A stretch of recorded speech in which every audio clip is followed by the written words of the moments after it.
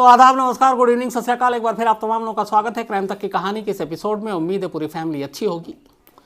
Crime तक की कहानी के इसी एपिसोड में बहुत पहले मैंने आपको श्री प्रकाश शुक्ला के इनकाउंटर की कहानी सुनाई थी। यूपी का वो गैंगस्टर जिसने पहली बार यूपी में या देश में कहें AK-47 का चलन दिखाया, क्योंकि AK-47 उसका फेवरेट हथियार था, नया नया आया था। और यूपी के CM तक की, कल्याण सिंह, अभी हाल ही में उनकी डेथ हो गई, उन तक की सुपारी ले ली थी।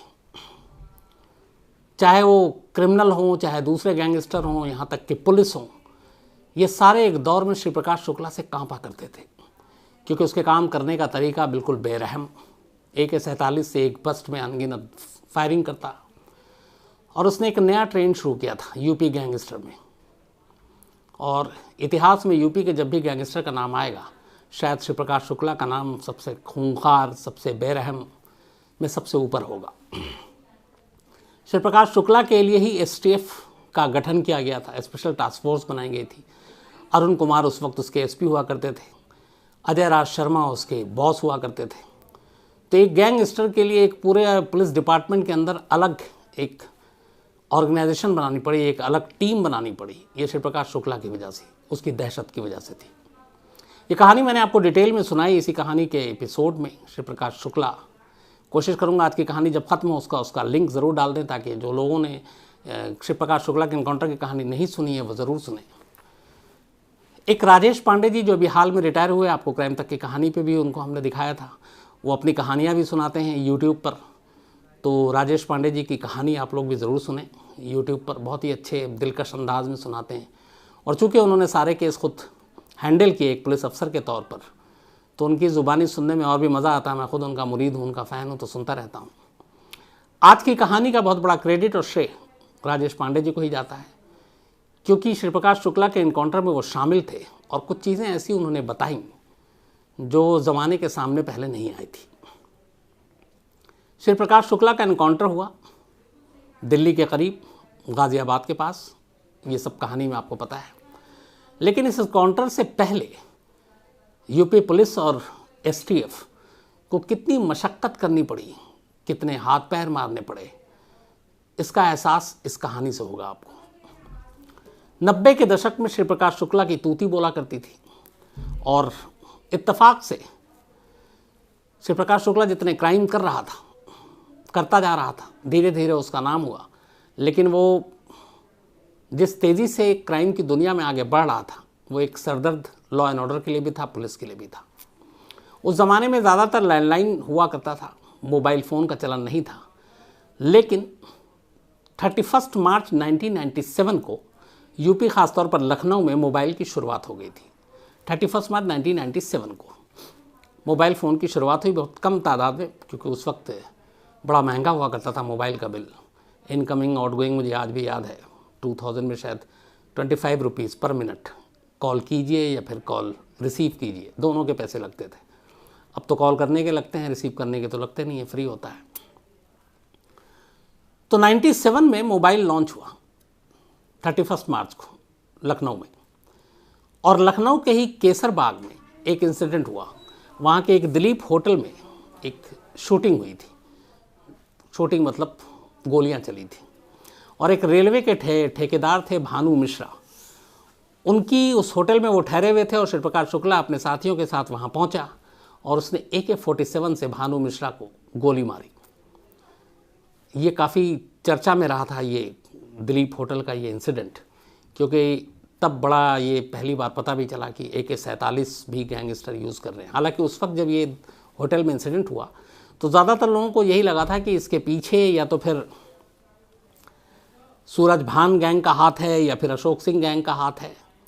श्री प्रकाश शुक्ला का नाम तब तक नहीं आया था कि इस इंसिडेंट के पीछे हो सकता है। लेकिन इस इंसिडेंट ने एक चीज़ की, वो ये कि जब भानु मिश्रा को गोली मारी गई, उसके 2 मिनट के अंदर अंदर लखनऊ से एक कॉल गोरखपुर जाता है, और गोरखपुर में भानु मिश्रा के घर पे कॉल किया जाता है। फ़ोन करने वाला भानु मिश्रा के भाई को कहता है कि तुम्हारे भाई का मर्डर हो गया है, और लखनऊ में बाकायदा होटल का नाम बताता है, और कहता है कि कफन के साथ लखनऊ पहुंच जाओ। भानु मिश्रा के कत्ल के बाद 2 मिनट के अंदर लखनऊ से गोरखपुर ये कॉल गया। अब चूंकि 2 मिनट के अंदर कॉल गया, और यहाँ याद रखिए कि 31 मार्च 1997 को ही मोबाइल अभी शुरू हुआ है, तो बहुत सारे लोगों को पता भी नहीं मोबाइल के बारे में। तो अब पुलिस को लगा कि जब घर वालों से बात हुई तो उन्होंने कहा कि इतने बजे एक कॉल आया था, उन्होंने कहा था कफन के साथ लखनऊ पहुँचो, और इंसिडेंट का जो हुआ था, जितने बजे गोली चलने की आवाज़ आई वो होटल वालों ने बताया, टाइमिंग मैच किया तो पता चला सिर्फ 2 मिनट के अंदर अंदर कॉल किया गया इस गोली कांड के बाद। जब ये पता चला तो पुलिस ने फ़ौरन जो होटल के आसपास के 5 से 10 किलोमीटर के रेंज में जितने भी एसटीडी बूथ थे वहाँ पे अपनी टीम भेजी, क्योंकि पुलिस को यही शक था कि शायद किसी एसटीडी बूथ से कॉल किया गया है, क्योंकि लखनऊ से गोरखपुर किया गया था, इसलिए एसटीडी से ही कॉल हो सकता था। आज की तरह नहीं, हम कहीं भी कर लेते हैं, पूरे इंडिया में फ्री है, एसटीडी नाम की अब चीज़ नहीं है। तो खैर 5 से 10 किलोमीटर के रेंज में जितने टेलीफोन बूथ थे उन सभी को खंगाला गया, लेकिन कोई फ़ायदा नहीं हुआ। कहीं से कोई ऐसी जानकारी नहीं मिली कि इतने बजे या इतने बजकर इतने मिनट पर किसी ने गोरखपुर कॉल किया है। बाद में पुलिस को इन्वेस्टिगेशन में पता चला कि दरअसल ये कॉल एसटीडी बूथ से नहीं किया गया बल्कि मोबाइल से किया गया था। और अब जब ये पता चला तो फिर टावर के ज़रिए पता चला कि मोबाइल का जो कनेक्शन था वो गोमती नगर टावर से कैच कर रहा था। अब पुलिस ने जब ये पता किया, चूँकि नया नया मोबाइल, शुरुआत में थोड़ी परेशानी भी हुई, लेकिन खैर पुलिस मोबाइल के जो सर्विलांस के ज़रिए ये पता किया कि ये गोमती नगर के आसपास का टावर है, वहाँ पे कैच कर रहा है। तो गोमती नगर के उसी टावर के आसपास अब पुलिस ने अपनी ज़ीरो इन शुरू किया, इन्वेस्टिगेशन शुरू की, और पता चला गोमती नगर के एक मकान के पते पर ये मोबाइल खरीदा गया था। लखनऊ पुलिस की टीम लगी रही। इसके बाद उस मकान में जब पता चल गया कि यही मकान है जहाँ से ये फ़ोन ख़रीदा गया था, इसमें रहने वाला, तो वहाँ पे जब दबिश दी गई तो वहाँ एक महिला और 2 लड़कियाँ मिली पुलिस को। लेकिन मकान की तलाशी लेने के बावजूद पुलिस को कोई ख़ास चीज़ हाथ नहीं लगी, और उन्हें यह भी पता चला कि इस इंसिडेंट के पीछे अशोक सिंह या सूरज भान का कोई हाथ नहीं है, बल्कि तब पुलिस को पहली बार पता चला कि इस इंसिडेंट के पीछे श्री प्रकाश शुक्ला का हाथ है, क्योंकि जो महिला और लड़की थी उनसे पता चला कि जो फ़ोन था और जो जान पहचान थी वो असल में श्री प्रकाश शुक्ला के साथ थी। तो अब पुलिस को पता चला कि खामखा वो अशोक सिंह और सूरज भान के पीछे थी, क्योंकि तब तक श्री प्रकाश शुक्ला का तरीका यही था कि वो जो भी बड़े इंसिडेंट करता वो अशोक सिंह या सूरज भान का नाम लेता ताकि पुलिस उलझी रहे और वो अपना काम करता रहे। लेकिन अब पुलिस को ये पता चला कि श्री प्रकाश शुक्ला इसके पीछे शुक्ला और मोबाइल फ़ोन भी इस्तेमाल कर रहा है। तो पुलिस अब लग गई कि शायद उससे कुछ हो, लेकिन उस मोबाइल के ज़रिए फिर पुलिस को आगे कोई कामयाबी हाथ नहीं मिली, क्योंकि फिर उस मोबाइल का रेंज वहाँ से निकल गया लखनऊ से। अब इतने बड़े इंसिडेंट के बाद श्री प्रकाश शुक्ला को पकड़ने की पुलिस के ऊपर ज़बरदस्त दबाव, लेकिन पुलिस पकड़े तो कैसे? मोबाइल के ज़रिए जो जानकारी मिली वो कुछ मिली नहीं खास। श्री प्रकाश शुक्ला वहाँ से निकल चुका, और तो और लखनऊ या यूपी पुलिस के पास श्री प्रकाश शुक्ला की एक अदद तस्वीर तक नहीं थी। श्री प्रकाश शुक्ला कैसा दिखता है, क्या हाइट है, क्या रंग है, बाल कैसे हैं, कोई जानकारी नहीं। तो अब एक अदृश्य जो दिखाई ना दे, जिसके बारे में कुछ पता ही नहीं है, ऐसे शख्स को पुलिस को ढूंढना है, ये काम और भी मुश्किल है, क्योंकि उसकी कोई आइडेंटिटी तो है ही नहीं। एक नाम है श्री प्रकाश शुक्ला, लेकिन हुलिया नहीं है। अब पुलिस करे तो क्या करे? तो सबसे पहले पुलिस ने कहा कि श्री प्रकाश शुक्ला की तस्वीर बरामद की जाए, ताकि उस तस्वीर के ज़रिए ये तो पता चले कि वो दिखता कैसे, और फिर अपने लोगों को, मुखबिरों का जाल बिछाया जाए, ताकि हुलिया का शख्स कहीं मिले तो वो इन्फॉर्मेशन दे सके, उसे पकड़ सके। अब पुलिस ने इस सिलसिले में कई लोगों को अप्रोच किया कि श्री प्रकाश शुक्ला की तस्वीर मिल जाए। सबसे पहले उन्होंने वीरेंद्र शाही और हरिशंकर तिवारी, ये 2 नाम हैं जिनसे संपर्क किया, क्योंकि ये दोनों परिवार श्री प्रकाश शुक्ला की दुश्मनी के शिकार हुए थे, वीरेंद्र शाही और हरिशंकर तिवारी दोनों। तो उनसे पता किया गया कि आपकी दुश्मनी थी, हमला भी हुआ, तो क्या श्री प्रकाश शुक्ला की कोई तस्वीर आपके पास है? उन दोनों ने कहा उनके पास नहीं है। फिर छानबीन की गई, पता चला श्री प्रकाश शुक्ला का एक दोस्त है जिसका नाम नीलेंद्र पांडे है, और किशोरी लाल, 2 दोस्त थे। पुलिस उन तक पहुंची, उनसे संपर्क किया, कहा श्री प्रकाश शुक्ला की कोई तस्वीर है, लेकिन उन्होंने भी हाथ खड़े कर दिए कि उनके पास श्री प्रकाश शुक्ला की कोई तस्वीर नहीं है। पुलिस इधर उधर खाक छानती रही कि एक अदर श्री प्रकाश शुक्ला की तस्वीर मिल जाए। इसी दौरान पुलिस को पता चला कि गोरखपुर में सैनी नाम का एक फोटोग्राफर है, और ये फोटोग्राफर कई शादियों में और पार्टियों में भी फ़ोटो खींचा करता था और वीडियो भी बनाता था। तो पुलिस को लगा कि शायद गोरखपुर में कई ऐसे फंक्शन में श्री प्रकाश शुक्ला, पुलिस की अपनी इन्फॉर्मेशन थी बहुत सारी, तो अटेंड हुआ था, तो शायद इस फोटोग्राफर से उससे कोई फ़ोटो मिल जाए। अब पुलिस किसी तरीके से इस सैनी फोटोग्राफर को ढूंढती है, उस तक पहुंचती है और उससे पूछती है कि श्री प्रकाश शुक्ला की कोई तस्वीर है। पता चला कि उसने ऐसे 2-3 फंक्शन को तो कवर किया, वीडियो भी बनाए, लेकिन श्री प्रकाश शुक्ला की तस्वीर उसके पास नहीं है, और उसने पुलिस से साफ मना कर दिया कि उसके पास ऐसा कोई फ़ोटो नहीं है। बात आई गई हो गई, लेकिन इस सैनी नाम के फोटोग्राफर के पास पुलिस की टीम पहुंची श्री प्रकाश शुक्ला की फ़ोटो को लेने के लिए। ये बात श्री प्रकाश शुक्ला के कानों तक पहुंच गई। उसे पता चला कि पुलिस उसकी तस्वीर की तलाश कर रही है, और अभी तक उसका प्लस पॉइंट यही था कि उसका हुलिया किसी के पास नहीं मालूम था, पुलिस को नहीं मालूम था। कहते हैं जब फोटोग्राफर से पुलिस पूछताछ करके चली गई, उसके कुछ दिन के बाद ही श्री प्रकाश शुक्ला एक दिन अचानक इस फोटोग्राफर के पास अचानक से आ धमकता है, और उस सैनी फोटोग्राफर से जाके कहता है कि सुना है कि तुम मेरी तस्वीर पुलिस को बांट रहे हो। सैनी जो फोटोग्राफर था वो मना करता है, कसम खाता है कि श्री प्रकाश भाई मैंने कोई तस्वीर नहीं दी, और आप यकीन मानो। लेकिन श्री प्रकाश शुक्ला को यकीन नहीं होता है, और वो उसे 3 से 4 गोली मारता है, और उस सैनी फोटोग्राफर की मौत हो जाती है, सिर्फ इसलिए क्योंकि श्री प्रकाश शुक्ला को शक था कि वो उसकी फ़ोटो पुलिस को देने वाला है या दे चुका है। अब जब इस फोटोग्राफर के कत्ल की खबर फैली, तो बाकी जितने फोटोग्राफर थे एरिया के आसपास के, उन सब में दहशत फैल गई कि श्री प्रकाश शुक्ला ने सिर्फ फ़ोटो के लिए सैनी नाम के फोटोग्राफर की गोली मारकर हत्या कर दी। अब किसी की हिम्मत नहीं कि वो पुलिस की मदद करे, या जिसके पास फ़ोटो है वो भी जाके दे दे। उसे लगा कि जान चली जाएगी। पुलिस के लिए अब काम बड़ा मुश्किल हो गया। जिसके पास भी जाए सभी पुलिस को वापस लौटा दे, हमारे पास तस्वीर नहीं है और हम दे नहीं सकते। अब यहाँ एक मुश्किल ये भी थी कि आम किसी से बातचीत करके स्केच भी बनवाए, तो उस ज़माने में स्केच इतना एक्यूरेट नहीं होता, सही नहीं होता, तो वो काम की चीज़ होती नहीं। पुलिस ने कोशिश भी की थी श्री प्रकाश शुक्ला के स्केच बनाने की, लेकिन कारगर साबित नहीं हुआ। तो ले देखिए, अब पुलिस श्री प्रकाश शुक्ला को पकड़ने की बजाय एक अदद उसकी तस्वीर के पीछे भाग रही है कि किसी तरह एक अदद तस्वीर मिल जाए तो कुछ काम हो जाए, उस तक पहुंचा जाए, मुखबिरों तक पहुंचा जाए, फिर उसका कुछ पता चले। पुलिस अपनी कोशिश में लगी रही। इसी दौरान तस्वीर ढूंढते ढूंढते एक दिन पुलिस को पता चला कि लखनऊ के हजरतगंज में श्री प्रकाश शुक्ला का एक रिश्तेदार रहता है, और श्री प्रकाश शुक्ला का उसके घर आना जाना है। ये भी पता चला कि करीब 6 महीने पहले इस रिश्तेदार के घर श्री प्रकाश शुक्ला आया था। अब पुलिस ने कहा कि एक आखिरी उम्मीद ये देख लेते हैं कि रिश्तेदार के घर पे शायद फ़ोटो मिल जाए। तो ये जो रिश्तेदार था, ये श्री प्रकाश शुक्ला का बहनोई लगता था। एक लॉटरी का लखनऊ का बड़ा व्यापारी था, बड़ा बिजनेसमैन था, ठीक ठाक उसका असर रसूख था समाज में।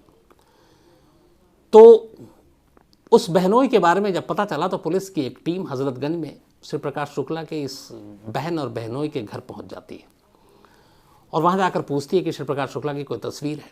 भाई बहन दोनों साफ मना कर देते हैं, कहते हैं हमारे पास उसकी कोई तस्वीर नहीं है। पुलिस धमकी भी देती है कि एक क्रिमिनल को जिसने इतने कत्ल किए हैं, हम उसको पनाह देने, उसको छुपाने, सबूत नष्ट करने के इल्ज़ाम में तुम्हें जेल में डाल देंगे, लंबे तुम जेल में रहोगे, और बचना चाहते हो तो तस्वीर दे दो। पर उन दोनों पे इन धमकियों का कोई असर नहीं होता। दोनों बार बार यही कहते हैं कि उनके पास श्री प्रकाश शुक्ला की कोई तस्वीर नहीं है, और वो देने से मना कर देते हैं। इसी दौरान में श्री प्रकाश शुक्ला की उस बहन और बहनोई की एक बेटी थी जो भी स्कूल में पढ़ रही थी। वो पुलिस की मौजूदगी में उस कमरे में आ जाती है जहाँ पे माँ बाप थे। पुलिस पूछताछ कर रही थी। उनमें से एक पुलिस अफसर काफ़ी सुलझा हुआ, वो उस बच्ची को देखता है, वो उसको प्यार से पुचकारते हुए दूसरे कमरे में ले जाता है, और वहाँ ले जाकर उससे बहुत प्यार से बात करता है, उससे उसका नाम पूछता है। मतलब उसको ये भरोसा दिलाता है कि हम लोग अच्छे लोग हैं, पुलिस वाले हैं, बुरे नहीं हैं, और ऐसे ही आए घर पे हालचाल पूछने। बच्ची भी थोड़ी देर में नॉर्मल हो जाती है, बातें करने लगती है पुलिस वाले अंकल से। फिर वो पुलिस वाले पूछते हैं उससे कि तुम क्या करती हो, क्या पढ़ती है, वो सब बताती है। फिर पूछते हैं तुम्हारा शौक़ क्या है, तो अचानक कहती है कि मेरा शौक़ फ़ोटोग्राफ़ी है। मुझे फ़ोटो खींचने का कैमरे से बड़ा शौक़ है। पुलिस वाला कहता है जब शौक़ है तो तुम्हारे पास कैमरा भी होगा, तुमने फ़ोटो भी खींचे होंगे। उसने कहा हाँ। तो उसने कहा कि कैसे खींचती हो, कहाँ तुम्हारा कैमरा? तो बच्ची कैमरा लेकर आती है और कहती है कि ये कैमरा है, छोटा सा, निकाल कर लाई, और बोली कि इसी से मैं फ़ोटो खींचती हूँ और मुझे बड़ा पसंद है फ़ोटो खींचना। अब पुलिस वाले को मालूम था कि इस रिश्तेदार के घर पे दबिश डालने से पहले छानबीन की थी पूरी, कि करीब 6 महीने पहले श्री प्रकाश शुक्ला यहाँ आया था और इस घर में इसी बच्ची का जन्मदिन था और उस जन्मदिन के मौके पर ही श्री प्रकाश शुक्ला यहाँ आया था। अब जब ये सारी चीज़ें थी तो पुलिस वाला उस बच्ची से पूछता है कि अच्छा तुम्हारे जन्मदिन अभी हुआ था तो तुमने उसकी भी तो तस्वीर खींची होगी। उसने कहा हाँ। तो उसने कहा कुछ तस्वीर दिखा सकती हो? बच्ची जाती है, एक किताब लेकर आती है, उस किताब के पन्नों के बीच में 4-5 तस्वीरें थी। वो पुलिस वाले अंकल को दिखाती है। पुलिस वाले उसमें तस्वीर देखते हैं, उसमें उसके माँ बाप थे, बच्ची थी, 1-2 लोग और थे। एक तस्वीर में एक और शख्स, नौजवान, गोरा, हैंडसम सा। तो पुलिस वाले ने पूछा उस बच्ची से ये कौन है? तो बच्ची कहती है श्री प्रकाश मामा है। पुलिस वाले को पहली बार यकीन हुआ कि इतने महीनों से जिस मशक्क़त और मेहनत में लगे हुए हैं एक अदद तस्वीर पाने के लिए, अब वो तस्वीर उन्हें मिल गई है। तो बच्ची फिर से बताती कि श्री प्रकाश मामा है, मेरे जन्मदिन पर आए थे और ये फ़ोटो हमने तब खींची थी। जब ये बच्ची ये सब दिखा रही थी, इत्तेफाक से इनकी बातचीत शायद बराबर के कमरे में बच्ची के माँ बाप के कानों तक पहुँच गई। माँ बाप दूसरे कमरे में आते हैं, अपनी बच्ची को पकड़ते हैं और जब देखते हैं कि वो तस्वीर पुलिस वाले के हाथ में है, वो घबरा जाते हैं और उस पुलिस वाले के पैरों पे गिर जाते हैं और कहते हैं कि आप प्लीज़ ये तस्वीर हमें वापस दे दीजिए। ये तस्वीर आप बाहर अगर ले गए, ये तस्वीर कहीं छप गई, ये तस्वीर श्री प्रकाश शुक्ला तक पहुंच गई तो हम में से किसी को नहीं छोड़ेगा। अगर ये तस्वीर पता चल जाए कि हमारे घर से गई है, हमारे घर से लीक हुई है, तो बेशक हम उसके बहन और बहनोई हैं, ये भांजी है, वो इनमें से किसी को नहीं बख्शेगा, हर एक को मार देगा, वो ऐसा ही है। पुलिस वाले भरोसा दिलाते हैं कि तुम बेफिक्र रहो, इस तस्वीर का सच कभी सामने नहीं आएगा कि तुम्हारे घर से है। वो लाख बोलते हैं तस्वीर दे दीजिए, पुलिस वाले उसको समझा कर, दिलासा देकर कि तुम्हारे ऊपर आंच नहीं आएगी, वहाँ से निकल जाते हैं। इसके बाद पुलिस की टीम अपने एसएसपी को खबर करती है कि हमारा ऑपरेशन कामयाब रहा, तस्वीर मिल गई है। अब पुलिस की प्लानिंग ये थी कि इस तस्वीर को एक प्रेस कॉन्फ्रेंस कर मीडिया में जारी कर दिया जाए, ताकि जिन लोगों को नहीं मालूम कि श्री प्रकाश शुक्ला कौन है वो देखे और आसपास में जहाँ श्री प्रकाश शुक्ला दिखाई दे वो पुलिस को इन्फॉर्म करें, ताकि श्री प्रकाश शुक्ला तक पुलिस आसानी से पहुँच सके। अब प्रेस कॉन्फ्रेंस करनी थी, लेकिन घर में बच्ची के माँ बाप जिस तरीके से गिड़गिड़ा कर पैरों पे गिरे कि अगर इस तस्वीर का सच श्री प्रकाश शुक्ला को पता चला तो वो उन्हें मार डालेंगे। तो पुलिस की टीम ने अपने एसएसपी को बताया कि इसमें एक ये प्रॉब्लम है कि अगर इस तस्वीर के बारे में पता चल गया तो शायद वो मारे जाएंगे, और अगर ये पता चल गया कि ये लोग मारे गए या मार दिया उसने गलती से, तो पुलिस की बड़ी फजीहत होगी, फिर लोगों तक बात जाएगी और मीडिया को पता चल गई तो फिर ये इल्ज़ाम आएगा कि एक परिवार के खून का जिम्मेदार पुलिस वाले ही हैं। तो कैसे हम इस तस्वीर को प्रेस कॉन्फ्रेंस में जारी करें?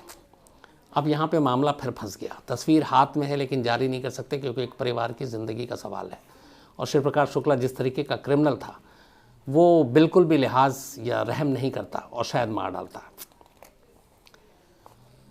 अब ये सारी बातें चल रही हैं एसएसपी के सामने। अब पुलिस वाले कह रहे हैं कि क्या करें, तस्वीर भी हाथ में आ गई है लेकिन हम इसे दिखा नहीं सकते, छाप नहीं सकते, एक परिवार की ज़िंदगी का सवाल है। तभी उस वक्त राजेश पांडे जी, जिनका मैंने जिक्र किया आपको, तेज़ तर्रार अफसर, उन्होंने अपने एसएसपी को कहा कि हम लोग एक काम कर सकते हैं। उन्होंने एक आइडिया दिया, उनके सीनियर्स को ये आइडिया पसंद आया। इसके बाद राजेश पांडे वो तस्वीर को लेकर वहाँ से निकल जाते हैं और हज़रतगंज बाज़ार पहुँचते हैं श्री प्रकाश शुक्ला की उस तस्वीर को लेकर। हज़रतगंज बाज़ार में जब वो जाते हैं तो वहाँ पे सड़क किनारे फुटपाथ पे, आपको याद होगा अब भी बहुत जगह पे बिकता, फिल्मी सितारों की तस्वीरें पोस्ट कार्ड साइड में बिकती हैं, जैसे लाल किला, ताजमहल।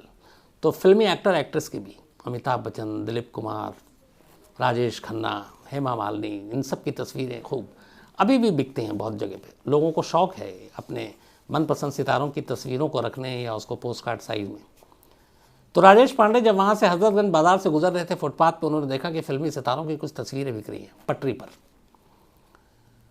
तो उन्होंने वहीं पे एक दिमाग में उनके एक आइडिया आया। उन्होंने पोस्टकार्ड जो फिल्मी सितारों की थी उन तस्वीरों को देखना शुरू किया। उनमें से एक तस्वीर सुनील शेट्टी की थी, फिल्म स्टार सुनील शेट्टी। सुनील शेट्टी की जब उन्होंने तस्वीर देखी तो उन्हें लगा कि कुछ कुछ जो कद काठी और चेहरा और गर्दन ये सब कुछ है श्री प्रकाश शुक्ला की तस्वीर में, वो सुनील शेट्टी के साइज़ की है, चाहे वो सर हो या गर्दन हो। उन्होंने सुनील शेट्टी की पोस्टकार्ड साइज फ़ोटो ख़रीद ली फुटपाथ से। फ़ोटो लेने के बाद वो तस्वीर, उस तस्वीर में सुनील शेट्टी ने डेनिम का शर्ट पहन रखा था, डेनिम का।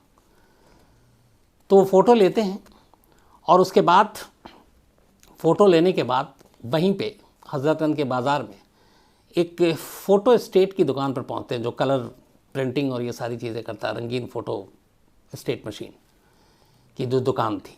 वहाँ पे जाते हैं और उस दुकानदार को, जो फ़ोटो स्टेट वाले को, वो दिखाते हैं श्री प्रकाश शुक्ला की तस्वीर। दुकानदार श्री प्रकाश शुक्ला की तस्वीर देख के घबरा जाता है, क्योंकि हजरतगंज और उस आसपास में श्री प्रकाश शुक्ला के नाम की तूती बोला करती थी। पुलिस बेशक तस्वीर ढूंढ रही थी, लेकिन वो जानता था। वो देखते उसके हाथ पैर फूल गए। राजेश पांडे उसे समझाते हैं, भरोसे में लेते हैं, और फिर वो सुनील शेट्टी की उस पोस्टकार्ड साइज़ की तस्वीर जो ख़रीद कर लेकर आए थे उसके सामने रखते हैं।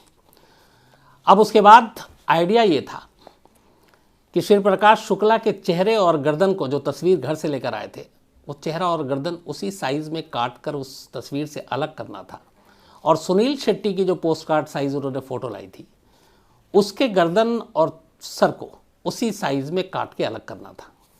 सिर्फ इतना पोर्शन, बाकी नीचे का नहीं, शर्ट डेनिम का और ये सब रहेगा। और इसके बाद श्री प्रकाश शुक्ला की तस्वीर को पोस्टकार्ड वाले में फिट करना था। तो सुनील शेट्टी के गर्दन और चेहरे का हिस्सा काटा गया पोस्टकार्ड से, और उसी पोस्टकार्ड में सुनील शेट्टी के गर्दन और चेहरे की जगह श्री प्रकाश शुक्ला का गर्दन और चेहरा चिपका दिया गया। और चिपकाने के बाद इत्तेफाक से वो बिल्कुल पोस्टकार्ड में फिट बैठ गया, क्योंकि कटिंग इस तरीके से की गई थी। और सुनील शेट्टी के चेहरे और सर पर श्री प्रकाश शुक्ला का चेहरा और सर एकदम 100% जब फिट बैठ गया, देखकर बताना मुश्किल हो गया कि ये ओरिजिनल पासपोर्ट का फ़ोटो है या किसी और का। इसके बाद 200 कॉपियाँ निकाली, 200 कलर, सेम जो पासपोर्ट पोस्टकार्ड साइज़ पे था। और उसके बाद वो फ़ोटो लेकर 200 कॉपी वो एसएसपी के दफ्तर पहुंचते हैं राजेश पांडे। जब ये फ़ोटो उन्होंने दिखाई, इसमें श्री प्रकाश शुक्ला एकदम जो शर्ट डेनिम का पहने हुआ है और जिस तरीके के पोस्टकार्ड पे थे, जो घर से तस्वीर लेकर आए थे वो बिल्कुल उससे अलग। घर की तस्वीर में उसके कपड़े और बाकी चीज़ें अलग थी, यहाँ बिल्कुल कपड़े अलग थे।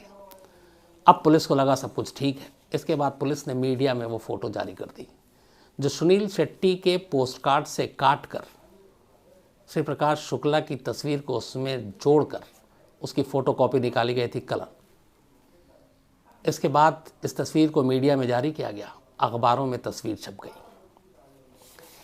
इसी दौरान इस तस्वीर के छपने के बाद मीडिया में एक दिन के बाद, अब पुलिस को पता था कि श्री प्रकाश मोबाइल यूज़ करने लगा, नया नया मोबाइल आया था, तो श्री प्रकाश शुक्ला के मोबाइल को पुलिस ने सर्विलांस पे लगा रखा था पहले से ही। कामयाबी नहीं मिल रही थी, लेकिन उसके कुछ गुर्गे थे, उनके भी नंबर को सर्विलांस पे लगा रखा था। तो उसी में से एक फ़ोन पुलिस ने ट्रेस किया, और उसमें उस बंदे ने जो टैप किया था, जो बातचीत हो रही है, तो श्री प्रकाश अपने एक गुर्गे से बात कर रहा है, और वो गुर्गा जो है उसी ने श्री प्रकाश शुक्ला को कॉल किया था, और वो उसको कहता है कि भाई आपकी तस्वीर सारे अखबारों में छप गई है। श्री प्रकाश शुक्ला ये सुनकर हैरान हो जाता है और घबरा भी जाता है कि उसकी तस्वीर कहाँ से आई। फिर वो पूछता है, चूँकि वो तस्वीर उसने देखी नहीं है अखबार में, वो पूछता है कि अच्छा उसने उस तस्वीर में क्या पहन रखा है। तो बताता है कि आपने डेनिम की शर्ट पहन रखी है, बताया कि जीन्स की जो शर्ट आती है अपनी भाषा में।